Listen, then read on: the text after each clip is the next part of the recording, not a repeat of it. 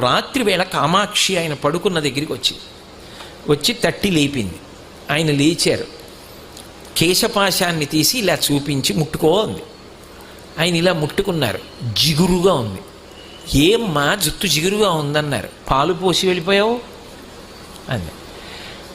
అమ్మా నీ గుడి పునర్నిర్మాణం చేయాలని తాపత్రయపడ్డానమ్మా అన్నారు. ఏమయ్యా గుడి పునర్నిర్మాణం చేయడానికి నువ్వు సంపాదించాలా? నన్ను అడిగితే నేను ఇవ్వను.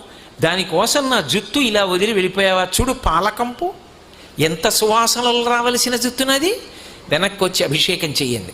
రాత్రికి రాత్రి ఆయన బ్రిటిష్ ప్రభుత్వం వారిని అడిగారు తలుపులు తీయమని. తీశారు. వాళ్ళు గౌరవం కొద్ది, వాళ్ళకి ఆ గౌరవం ఉండేది. తలుపులు తీస్తే వారు గబగబా వచ్చి కంచిలో అమ్మవారికి మళ్ళీ అభిషేకం పూర్తి చేశారు. ఆ తర్వాత ఎక్కడి నుంచి వచ్చిందో కాసుల వర్షం పడిపోయింది. ఆ దేవాలయం అంతా పునర్నిర్మాణం